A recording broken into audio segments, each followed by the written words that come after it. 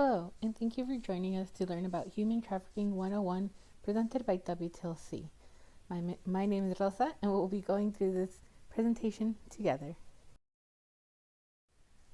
Today's objective after this presentation, we will be able to identify human trafficking using the AMP model.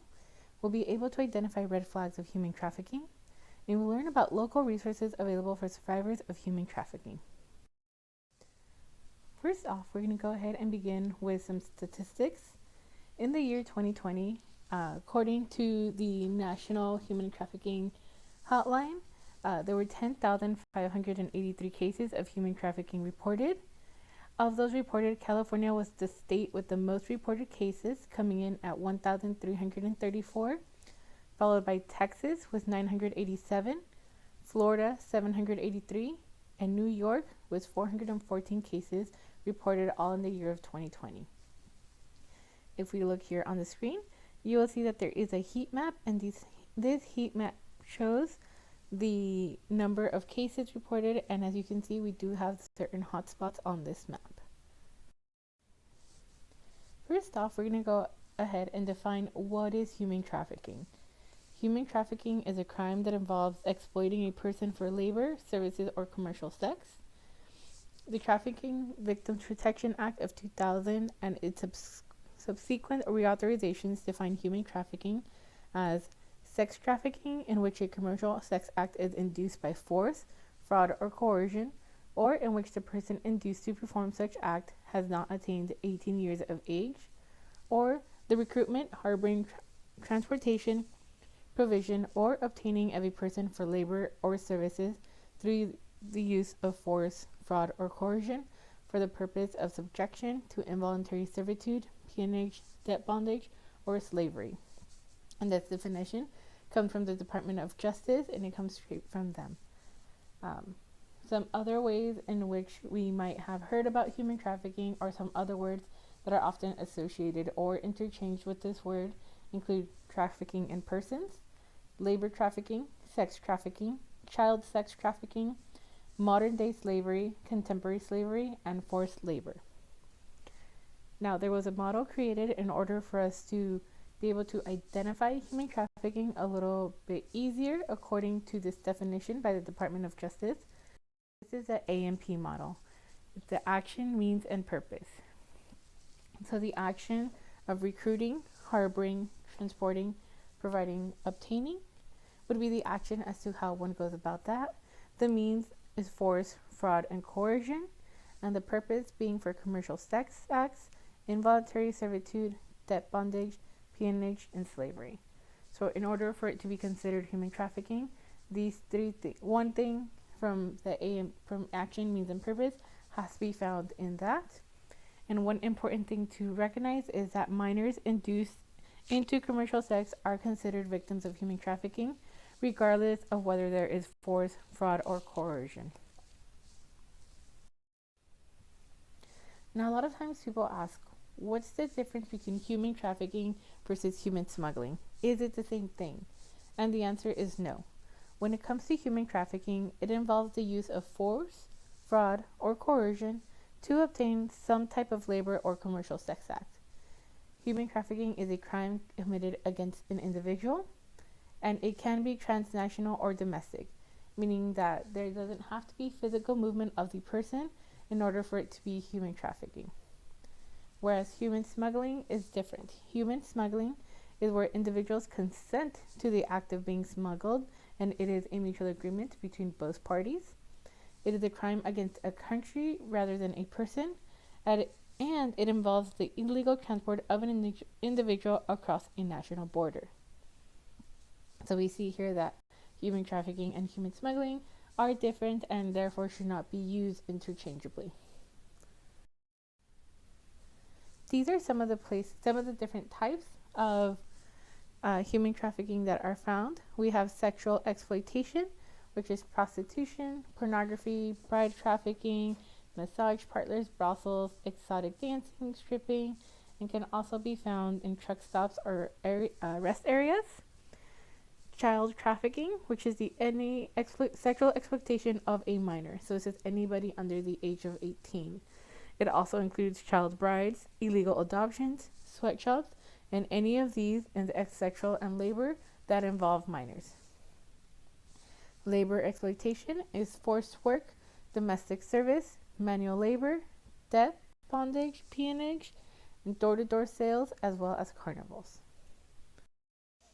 So some of the most common places in which we can find or people can be recruited for human trafficking have been found in escort services, illicit massage, health and beauty parlors, outdoor solicitation, residential sex trafficking, domestic work, bars, strip clubs and cantinas, pornography, traveling sales crews, restaurant and food service, peddling and begging, agriculture and animal husbandry, personal sexual servitude, health and beauty service, construction, hotel and hospitality, landscaping, illicit activities, arts and entertainment, commercial cleaning services, factories and manufacturing, remote interactive sexual acts, carnivals, forestry and logging, healthcare, as well as recreational facilities.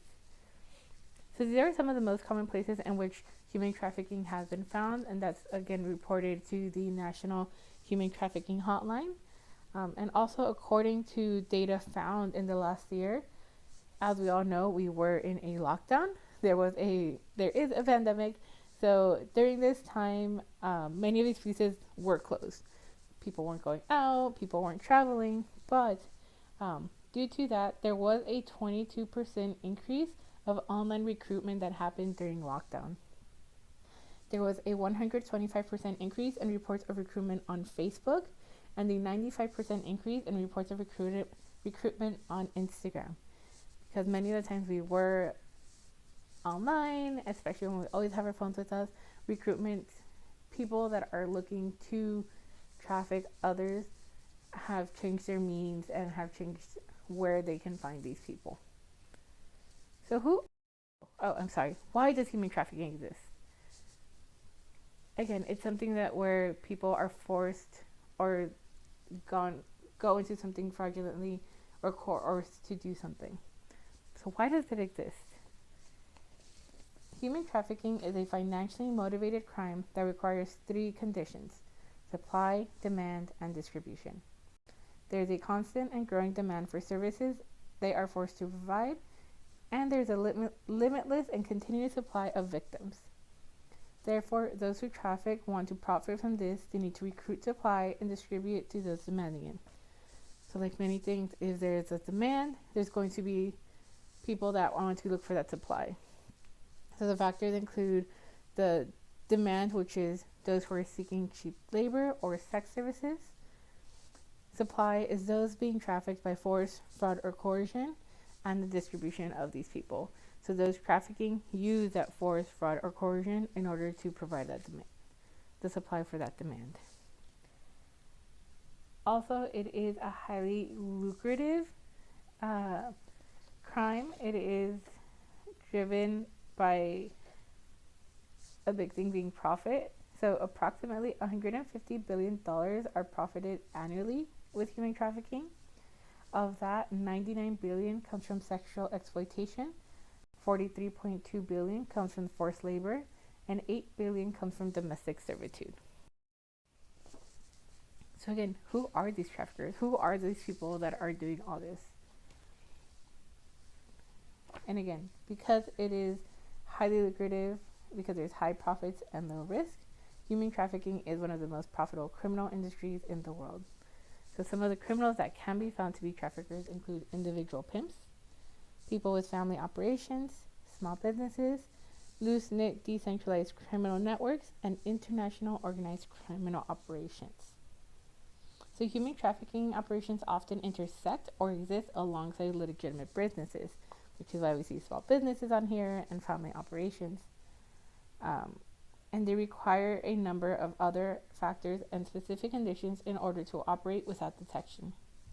Certain industries are commonly used by traffickers to enable, support, or facilitate their human trafficking operations.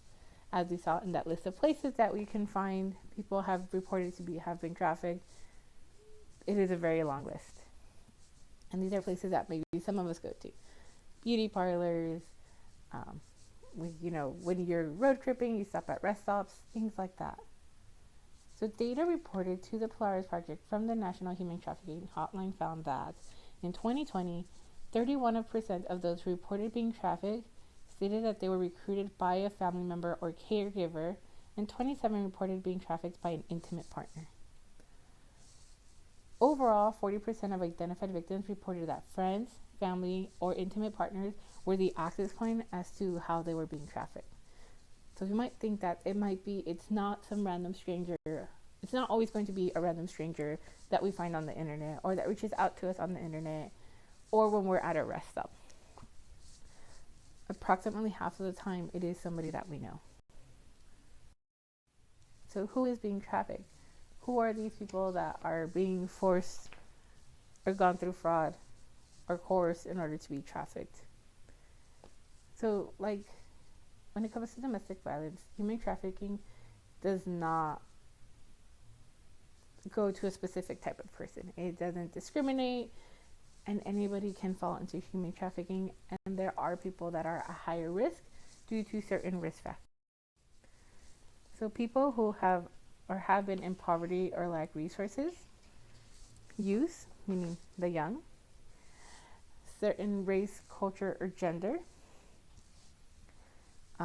if there has been a history of abuse, a history of prostitution in the family, if there's been forced displacement, and this can usually be seen due to natural disasters, whether that's earthquakes or fires or building fire. Chemical dependency, this includes substance misuse, so alcohol or drug. If there's a lack of support system, if there's immigration status, if it's somebody that's in a foreign country, maybe they moved here and they don't know the country, or if they have a lack of immigration status, as well as those in the LGBT. So this is not an exhaustive list, and these are just groups of people that are at higher risk. Most of the time, people, again, when we go back to looking at poverty, is if they are usually desperate to survive. They are seeking that economic stability. So if they are in unemployment, it leads to economic instability, and there leads to a desire for a better life. Lack of education, gender discrimination, and family violence are conditions that make hiring an easy task. And we go down to the transgender community, which can be also in gender as well as LGBT. They may seek expensive hormone therapy and resort to survival sex. This is a vulnerable position of needing money to buy these products from black market vendors at an inflated price with exorbitant interest rates can increase the chances of being lured into traffic. Transgender youth may have additional vulnerabilities that increase their risk of being trafficked, such as homelessness, addiction, depression, lack of financial or emotional support from family, being victims of intimate partner violence, and the history of sexual abuse in childhood. And also data has found that in Orange County, 39% of trafficked youth are LGBT, and according to a 2017 study, sexual abuse was the most reliable predictor of a person's exploitation by traffickers. So what are some of the red flags that we might be able to see if somebody is being trafficked? Is paying attention to their story or their history. Does it sound scripted, and is it inconsistent? Are they unwilling or hesitant to answer questions? Are they accompanied by an individual who does not let them speak for themselves? They're wearing inappropriate clothing for situation or weather, and that can include wearing a big hoodie during the time of summer, or maybe the opposite. They're wearing shorts and a tank top when it's in the middle of winter. They have fearful or nervous behavior. They're resistant to assistance, or they show hostile behavior. They're unable to provide personal information about themselves, and they are not in possession of their own identification. So whether that's an ID, a driver's license, passport, they don't know where it is. And when it comes to children, some children exploitation indicators include children that often go missing or they're truant in school, children that are secretive, they have unexplained money or presence, they experiment with drugs or alcohol, They associate with or are being groomed by older people, and these would be people not in their normal networks. They're in relationship with significantly older people. They take part in social activities with no plausible explanation. They're seen entering or leaving vehicles with unknown adults. They use language used in the sex industry. They show evidence of physical and sexual assault, including STDs or STIs. And they show signs of low self-image, self-harm, or an eating disorder. So human trafficking, like many things, can have an effect on a person that has gone through there. Some of the effects that we have found in human trafficking survivors have been mental health problems, which include depression, anxiety, trauma, post-traumatic stress disorder, somatization, which can be found in common manifestations such as nausea, vomiting, diarrhea, abdominal pain, chest pain, and pelvic pain. So why don't people leave? Most people won't leave a situation when it comes to human trafficking because they're afraid of their lives. They're afraid for themselves, especially if the trafficker has made threats against them. Maybe they've made threats against their family members, so they have a fear for family members. Their economic situation makes it difficult for them to leave. It's familiar to them. This is what they know. This is what they feel safe in, even though it might not be the case. There is a dependence. They have a loyalty to their trafficker. Maybe they have created, maybe there has a Stockholm syndrome where they've made a connection or an affection with the trafficker. Security. They believe the trafficker's lies. Sometimes they're told nobody's going to believe you. The police won't do anything. Sometimes they don't consider themselves as victims. They don't realize they are in a situation and they won't identify as a victim. There's a debt bondage, meaning they feel they can't leave until that debt is repaid, or there is an addiction that it's feeding. So how can we go ahead and fight human trafficking? How can we help? First off, we do want to start off with a community collaboration. So this would be collaborations between law enforcement, mental health providers, immigration attorneys, ethnic or cultural groups, other service providers, as well as victim services, so nonprofits and things like that. So while this is a community collaboration, we might think, well, what can I do as an individual? If you see something, do not put yourself or the suspected victim in danger by confronting them, a potential buyer or a trafficker. You never know who's around and who's seeing. If you want to go and talk to somebody who you might think is being trafficked, there might be somebody that's watching. So you always want to be careful. So do not put yourself in danger by doing that. Document your observations as well as reasons for suspecting the trafficking.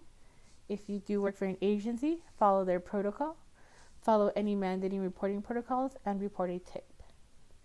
How you can help is to learn the red flags and indicators of human trafficking, which we have talked about today. Spread awareness to others, and if you see something, say something.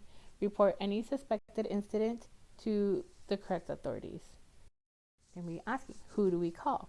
If someone needs medical assistance or is in immediate danger, call 911. To report a suspected human trafficking situation, you can contact your local police department. You can also contact the U.S. Immigration and Customs Enforcement Homeland Security Investigations tip line, which is 1-866-DHS-2-ICE. Or you can also contact the National Human Trafficking Hotline. You can call 1-888-373-7888. If it's easier for you to text, you can text the word "be free" to 233-733. Or you can also log onto humantraffickinghotline.org and chat live with somebody as well. Thank you for joining us today in our Human Trafficking 101. You can always contact WTLC at the 24-hour hotline of 877-531-5522. You can email us or text us, love@wtlc.org, or you can also visit our website at wtlc.org. Thank you for joining us today.